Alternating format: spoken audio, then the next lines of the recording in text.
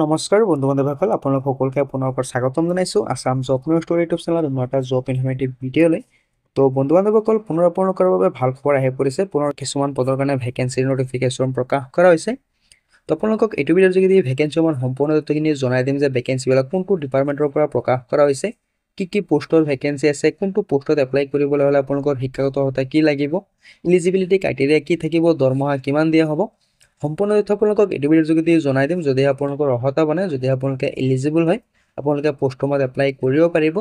গতিকে আপোনালোকে ভিডিঅ'টো প্ৰথমৰ পৰা শেষলৈকে চাই থাকিব, অলপ স্কিপ নকৰাকৈ। যদি চেনেলটো নতুন আহিছে তেনেহ'লে ছাবস্ক্ৰাইব কৰি ৰাখিব এনেধৰণৰ জব ইনফৰ্মেটিভ ভিডিঅ'বিলাক পাবলৈ। আৰু যদি আপোনালোকে এতিয়া আমাৰ হোৱাটছআপ গ্ৰুপত জইন হোৱা নাই, জইন হৈ ল'ব পাৰে। তাতো আপোনালোকৰ কাৰণে জব ৰিলেটেড ৰেগুলাৰ আপডেটবিলাক দিয়া হয়। তো বন্ধু বান্ধৱসকল, নতুনকৈ যিকেইটা ভেকেঞ্চিৰ নটিফিকেশ্যন প্ৰকাশ কৰা হৈছে, ভেকেঞ্চিবিলাক আহিছে আপোনালোকৰ নিউ ইণ্ডিয়া এনচিঅ'ৰ কোম্পানী লিমিটেডৰ তৰফৰ পৰা, অৰ্থাৎ NISCLৰ তৰফৰ পৰা নতুনকৈ ভেকেঞ্চিৰ নটিফিকেশ্যন প্ৰকাশ কৰা হৈছে। 550টা পদৰ ভেকেঞ্চিৰ নটিফিকেশ্যন প্ৰকাশ কৰিছে নতুনকৈ। এডমিনিষ্ট্ৰেটিভ অফিচাৰ পদৰ কাৰণে ভেকেঞ্চিৰ নটিফিকেশ্যন প্ৰকাশ কৰা হৈছে। তো প্ৰথমতে আপোনালোকে ভেকেঞ্চিসমূহ সম্পূৰ্ণ ডিটেইলছখিনি ভালদৰে চাই লওক। যদি আপোনালোকৰ অৰ্হতা মানে আপোনালোকে ভেকেঞ্চিসমূহত এপ্লাই কৰিব পাৰিব।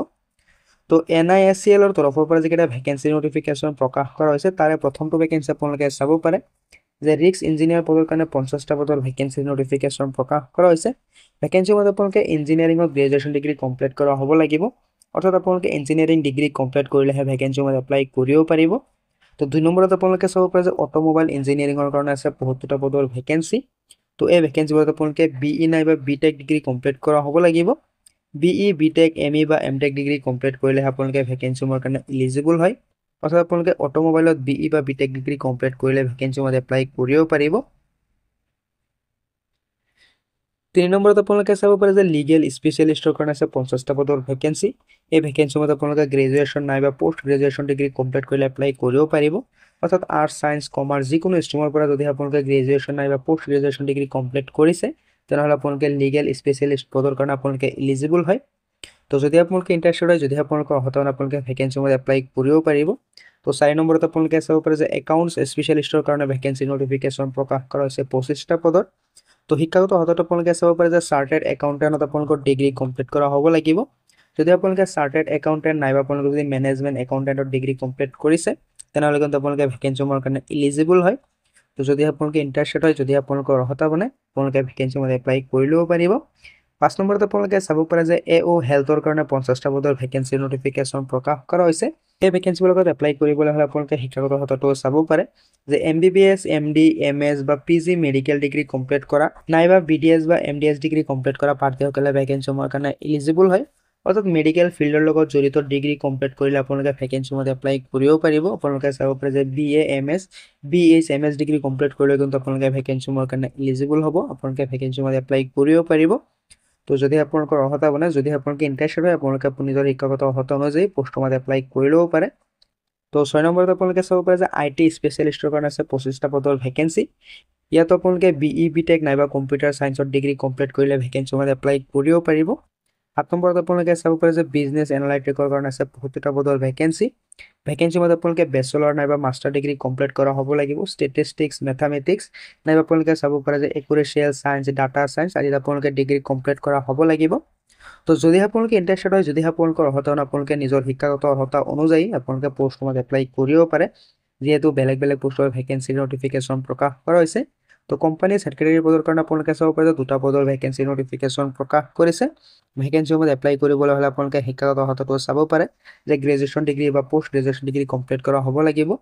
তো যিকেইটা ভেকেঞ্চি নটিফিকেশ্যন প্ৰকাশ কৰা হৈছে আপোনালোকৰ NISCLৰ তৰফৰ পৰা, ভেকেঞ্চিসমূহত আপোনালোকে গ্ৰেজুৱেশ্যন ডিগ্ৰী কমপ্লিট কৰিলেহে এপ্লাই কৰিব পাৰিব। বেলেগ বেলেগ পোষ্টৰ ভেকেঞ্চি আছে, তো আপোনালোকে পোষ্ট অনুযায়ী শিক্ষাগত অৰ্হতা অনুযায়ী যিটো পোষ্টত আপোনালোকে ইলিজিবল হয়, যিটো পোষ্টত আপোনালোকৰ অৰ্হতা বনে, আপোনালোকে পোষ্টসমূহত এপ্লাই কৰিব পাৰিব। তো যিকেইটা ভেকেঞ্চি আছে, ভেকেঞ্চিসমূহৰ ইলিজিবিলিটি ক্ৰাইটেৰিয়াটো আপোনালোকে চাব পাৰে। এজ লিমিট আপোনালোকে চাব পাৰে যে 21 বছৰ বয়সৰ পৰা 30 বছৰ বয়স সকলো প্ৰাৰ্থীয়ে ইলিজিবল হয়। মিনিমাম এজ লিমিট দিয়া হৈছে 21 বছৰ, মেক্সিমাম এজ লিমিট থাকিব আপোনালোকৰ কাৰণে 30 বছৰ। লগতে আপোনালোকে চিলেকশ্যনো পাই যাব, য'ত আপোনালোকে SC/ST কেণ্ডেডেটছৰ কাৰণে পাব 5 বছৰ, OBC NCLৰ কাৰণে পাব 3 বছৰ আৰু PWBD কেণ্ডেডেটছৰ কাৰণে পাব আপোনালোকে 10 বছৰৰ এই চিলেকশ্যন। তো যদি আপোনালোকে ইণ্টাৰেষ্টেড হয়, যদি আপোনালোকৰ অৰ্হতা বনে, আপোনালোকে ভেকেঞ্চিসমূহত এপ্লাই কৰিব পাৰে। চেলাৰীটো আপোনালোকে চাব পাৰে যে 50,925 টকাৰ পৰা আপোনালোকক 96,785 টকালৈকে দিয়া হ'ব পাৰ মান্থ হিচাপে। লগতে আপোনালোকৰ গ্ৰেডপেও থাকিব। তো যদি আপোনালোকে ইণ্টাৰেষ্টেড হয়, যদি আপোনালোকে এপ্লাই কৰিম বুলি ভাবিছে, আপোনালোকে এপ্লাই কৰিব পাৰে। ভেকেঞ্চি সময়ত এপ্লাই কৰিবলৈ হ'লে আপোনালোকে এপ্লিকেশ্যন ফিজ এটা দিব লাগিব, যিটো আপোনালোকৰ নন ৰিফাণ্ডেবল হ'ব, আপোনালোকক ঘূৰাই দিয়া নহ'ব। তো আপোনালোকে চাব পাৰে যে SC ST PWBD কেণ্ডিডেটছৰ কাৰণে 1000 টকা এপ্লিকেশ্যন ফিজ লাগিব, আৰু অন্যান্য অৰ্থাৎ জেনেৰেল আৰু OBC কেণ্ডিডেটছৰ কাৰণে 850 টকা এপ্লিকেশ্যন ফিজ লাগিব। আপোনালোকে অনলাইনৰ জৰিয়তে পে'মেণ্টটো কৰিব লাগিব। তো যদি আপোনালোকে এপ্লাই কৰিম বুলি ভাবিছে, আপোনালোকে এপ্লাই কৰিব পাৰে। তো ভেকেঞ্চি মতে আপোনালোকে কেনেধৰণে এপ্লাই কৰিব তাৰ সম্পূৰ্ণ ডিটেইলছ ইয়াতে দিয়া হৈ আছে। আপোনালোকে NISL ৰ অফিচিয়েল ৱেবছাইটত এপ্লাই কৰিব লাগিব। তো অফিচিয়েল ৱেবছাইটৰ লিংকটো মই ভিডিঅ' ডিছক্ৰিপশ্যনত নাইবা হোৱাটছআপ গ্ৰুপত দি দিম, তাৰ পৰা চাই আপোনালোকে ভেকেঞ্চি মতে এপ্লাই কৰিব পাৰিব। তাতে আপোনালোকে নিজে প্ৰথমতে ৰেজিষ্ট্ৰেশ্যন কৰি সম্পূৰ্ণ তথ্যখিনি আপোনালোকে আপলোড দিব লাগিব, ফিল আপ কৰিব লাগিব। তো যদি আপোনালোকে নিজে এপ্লাই কৰিম বুলি ভাবিছে, যদি নিজে এপ্লাই কৰিব পাৰে, আপোনালোকে এপ্লাই কৰি ল'ব। যদি বোলে আপোনালোকে নিজে এপ্লাই কৰিব নোৱাৰে, তেনেহ'লে আমাক কণ্টেক্ট কৰিব পাৰে, আমি আপোনালোকক সহায় কৰি দিম। তো যিকেইটা ভেকেঞ্চি আছে, ভেকেঞ্চি সময়ত এপ্লাই কৰিবলৈ হ'লে আপোনালোকে চাব পাৰে ডেটবিলাক। তো আপোনালোকে যদি এপ্লাই প্ৰক্ৰিয়া আছে 7 আগষ্টৰ পৰা আৰম্ভ হৈ গৈছে। এপ্লাই কৰাৰ অন্তিম তাৰিখ আপোনালোকে চাব পাৰে 30 আগষ্ট। তো প্ৰায় এটা মাহ সময় আছে ভেকেঞ্চিৰ কাৰণে এপ্লাই কৰিবলৈ। তো যদি আপোনালোকে ইণ্টাৰেষ্টেড হয়, আপোনালোকে এপ্লাই কৰিব পাৰে। ভেকেঞ্চিৰ চিলেকশ্যন প্ৰচেছটো চাব পাৰে, আপোনালোকৰ এক্সাম হ'ব। তাতে আপোনালোকৰ দুটা এক্সাম হ'ব, য'ত আপোনালোকৰ মাল্টিপল চইচ টাইপৰ কুৱেশ্যন থাকিব। তো তাতে আপোনালোকে দুটা এক্সাম দিব লাগিব, দুটা এক্সামত কোৱালিফাই হ'লে আপোনালোকৰ চিলেকশ্যন হৈ যাব। তো যদি আপোনালোকে ইণ্টাৰেষ্টেড হয়, যদি আপোনালোকৰ অহা আপোনালোকে ভেকেঞ্চিৰ মতে এপ্লাই কৰিব পাৰে। এপ্লাই কৰাৰ লিংকটোৰ লগত অফিচিয়েল নটিফিকেশ্যন আপোনালোকে হোৱাটছআপ গ্ৰুপত নাইবা ভিডিঅ' ডিছক্ৰিপশ্যনত গৈ পাই যাব। মই হোৱাটছআপ গ্ৰুপত নাইবা ভিডিঅ' ডিছক্ৰিপশ্যনত আপোনালোকৰ লিংক আৰু অফিচিয়েল নটিফিকেশ্যনটো দি দিম। তো যিহেতু বহুতকেইটা পদৰ ভেকেঞ্চি নটিফিকেশ্যন প্ৰকাশ কৰা হৈছে, 550টা পদৰ কাৰণে ভেকেঞ্চি নটিফিকেশ্যন প্ৰকাশ কৰা হৈছে।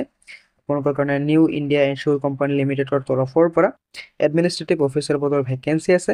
তো যদি আপোনালোকে ইণ্টাৰেষ্টেড হয়, যদি আপোনালোকৰ অৰ্হতা বনায়, আপোনালোকৰ শিক্ষাগত অৰ্হতা অনুযায়ী যিটো পোষ্টত আপোনালোকে এলিজিবল হয়, যিটো পোষ্টত আপোনালোকৰ শিক্ষাগত অৰ্হতাটো খাপ খায়, আপোনালোকে চাই ভেকেঞ্চি মতে এপ্লাই কৰিব পাৰে।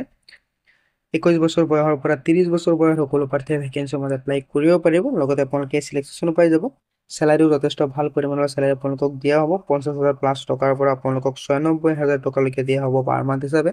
তো বহুতেই ভাল চেলাৰি দিয়া হ'ব আপোনালোকক ভেকেঞ্চিৰ কাৰণে। যদি এপ্লাই কৰিম বুলি ভাবিছে, আপোনালোকে এপ্লাই কৰিব পাৰে। অফিচিয়েল ৱেবছাইটত আপোনালোকে এপ্লাই কৰিব লাগিব। তো এইকেইটা আছিলে ভেকেঞ্চিৰ সবিশেষ আছে। আপোনালোকক জনাই দিলোঁ যে NISL ৰ তৰফৰ পৰা নতুনকৈ ভেকেঞ্চি নটিফিকেশ্যন প্ৰকাশ কৰা হৈছে। 550টা পদৰ ভেকেঞ্চি আছে। তো যদি ইণ্টাৰেষ্টেড হয়, যদি আপোনালোকৰ অৰ্হতা আপোনালোকে এপ্লাই কৰি ল'ব। তো আগৰ ভিডিঅ'টো আপোনালোকে ভাল পাইছে, ভিডিঅ'টো ভাল পাইছে লাইক এটা কৰি দিব পাৰে। কিবা সুধিলে কেলে কমেণ্টত জনাবও পাৰে। আৰু আপোনালোকে আমাক হাই পইণ্ট যিটো আছে, হাই পইণ্ট দিবলৈ নাপাহৰিব। আপোনালোকে হাই পইণ্টটো দিলে আমি গম পাম যে কোনে কিমান পইণ্ট দিছে বুলি। তো লগ পাম অন্য এটা ভিডিঅ'ত নতুন আপডেটৰ সৈতে। ধন্যবাদ।